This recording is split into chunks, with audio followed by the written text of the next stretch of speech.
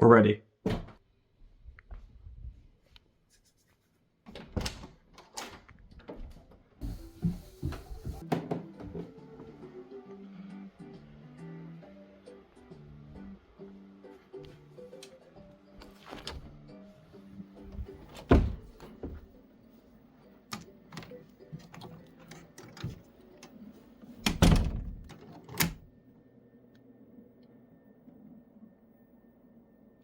Beautiful.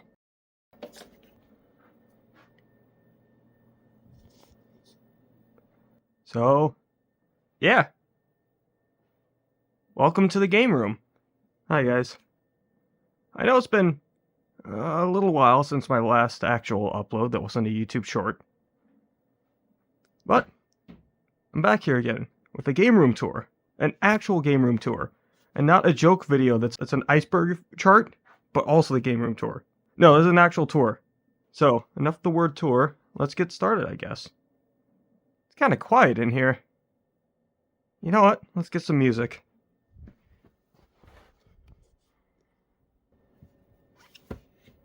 Nah. Maybe. Oh, that'll get me copyright claimed. Perfect.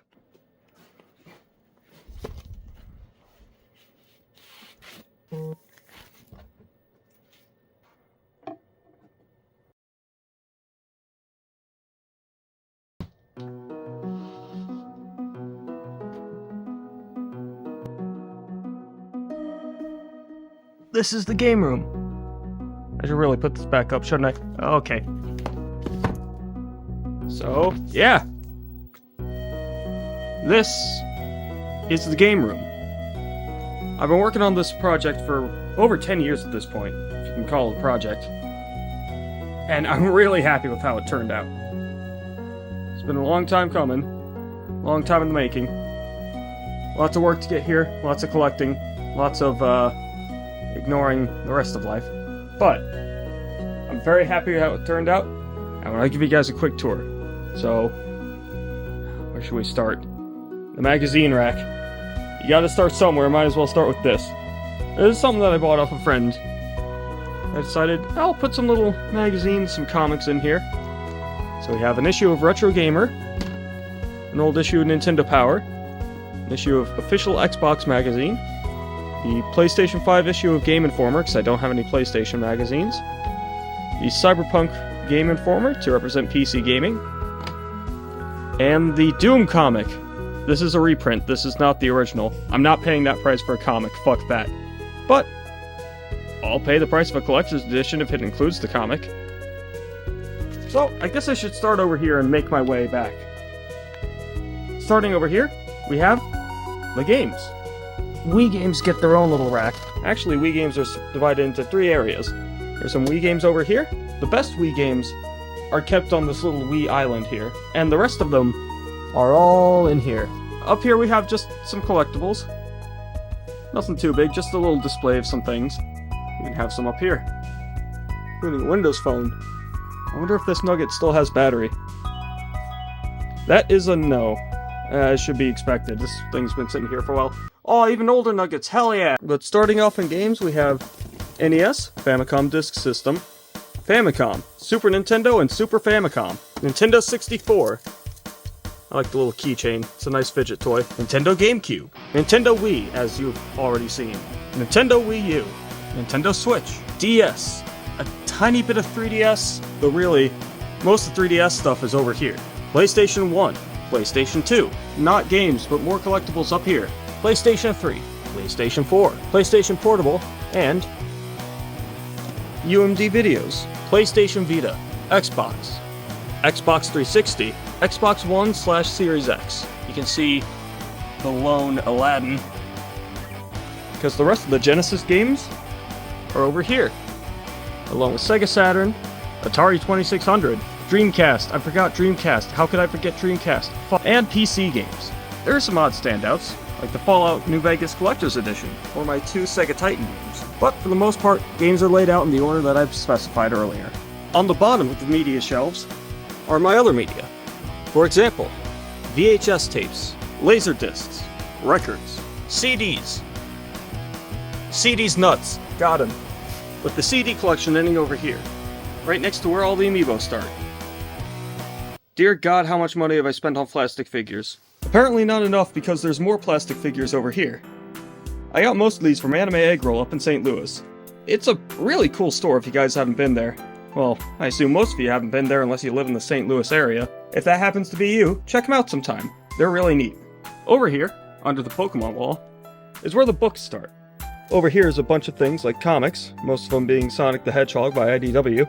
Slightly past comics, we have hardcover books. Big books, art books. Not many words here. Some of these books I can't even read. I love this book. Please help, I can't read Japanese. You have some more trinkets, like the Scorpion head or the Fallout Power Armor helmet. But over here, you have the Pokemon Snap Station. I would go into more detail about this, but I already did that in the previous video. If y'all are interested, check it out sometime. I'm really proud of that video, actually. It didn't get too far in the algorithm because I used a Blank Banshee song and got copyright claimed. But the copyright claim's lifted now, so if you want to check it out, here's a link in the top right corner. Moving over, right under the To the Moon poster, you can see all the plushes. Eventually I want to get a big old, claw machine to put all these in, but have you seen this room? I'm kinda limited on space here. Moving over more, we have the audio setup. You already saw the vinyl record player, but we also have an iPod filled with all kinds of video game music, and a CD player. On top of the CD player is a little Neo Geo mini arcade machine, and right next to that is my Street Fighter II Champion Edition arcade machine. This is probably the best thing my arcade has ever created. On the walls, we can see more things. Well, these things mainly being vinyl records. There is an automaton. I'd play that for you, but that would require getting it out of the package. I mean, I've done it before, but I'm lazy. Moving over here, we have all the portable consoles, as well as my main editing computer, an M1 MacBook Pro. These portable consoles span a wide range of both generations and the companies that made them. But it's not all stock standard here.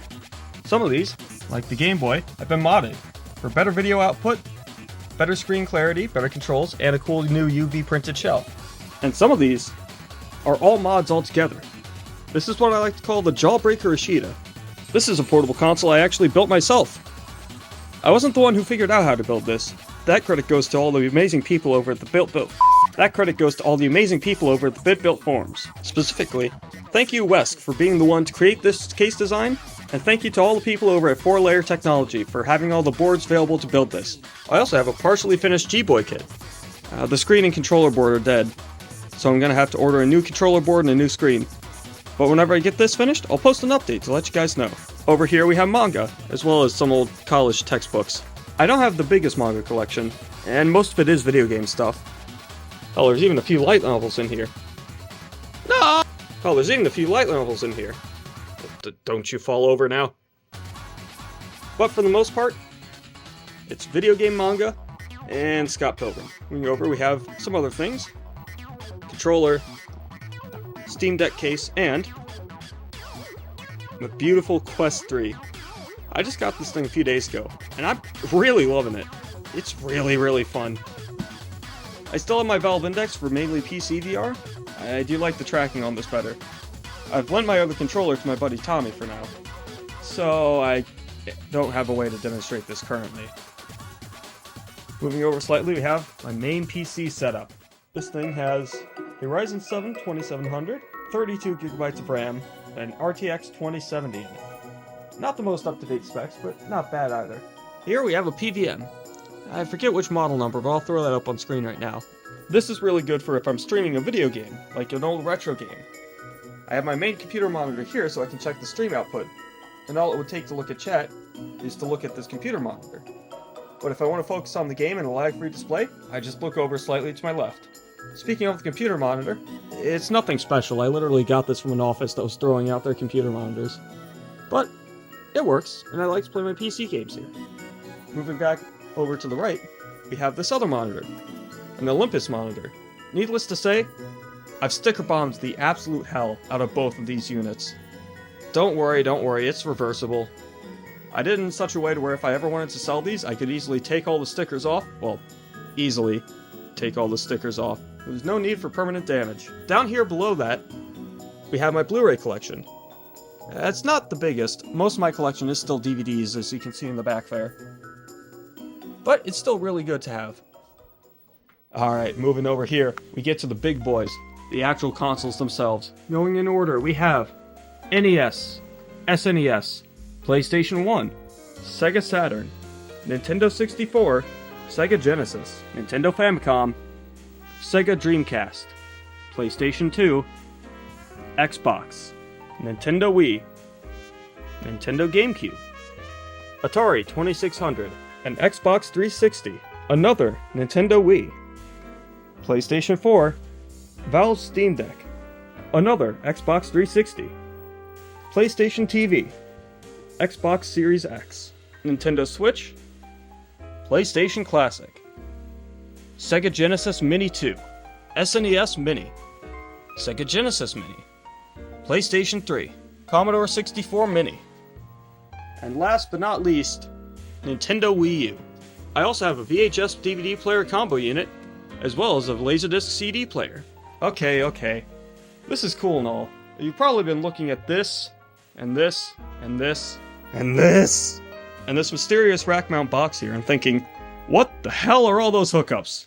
This is the heart of my video switching operations. This is my AV rack, as well as my server. Inside this server is an AMD Ryzen 9 7900X, 128 gigabytes of RAM, 80 terabytes of storage, and no graphics card because I don't game on this. Well, that's not quite true. I do have an instance of emulator.js running off of this server. That way, I can play emulated games on my PC, my phone, my Mac, whatever, and have the save files sync across all of them. Now, I mainly use Unraid for my server management. I have it running a few shares right now, one for RetroNAS for my PlayStation 2, and another server for Moslime. What's Moslime? Well, essentially, Moslime takes these Sony Mokobi trackers, these trackers right here, and makes them compatible with Slime VR, a program for IMU trackers that lets you add full body tracking in virtual reality. Now, is this as cost efficient as buying Slime trackers? No, I wish I knew that before I bought these, but these also allow me to do motion capture on my phone, and that's pretty cool. I have all my consoles, or at least most of them, set to output RGB SCART. All of these RGB signals get fed into this 10-in, 3-out switcher, and I'm using all 3 outputs simultaneously. One output goes from here to this RetroTink 5X, which allows me to display any retro console on a modern TV. It also allows me to capture this input on my PC and stream it out to you guys. This does mean that I can have 5 screens displaying the same image all at once. Yes, this is overkill. No, I'm not going to change it. Fuck you. Just kidding, I love you guys. The second output is outputting from here into this RGB2 comp converter, which then outputs this big, beautiful consumer Trinitron TV. It may not have native RGB input, but with the component transcoder, I sure as hell can't tell the difference. And the third set of outputs gets output via these RCA cables, runs along the wall, input into this PVM, out the back of this PVM, and into this PVM.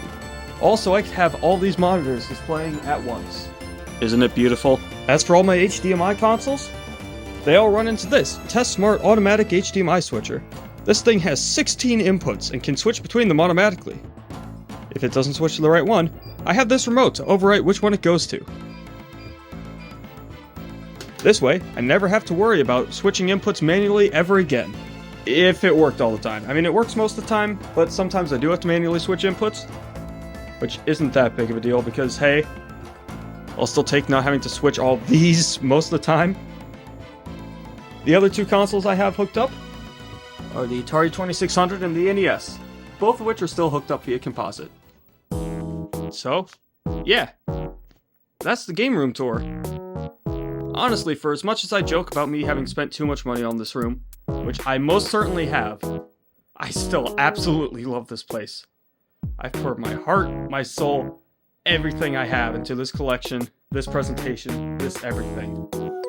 And it's not just me it brings smiles to. And I hope this room will continue to bring joy to people for years to come. In any case, this has been Jesse's Game Room, and I'll see you guys on the flip side. Have a nice night. Rex! Rex, who's the coolest dog? How do I get people to subscribe?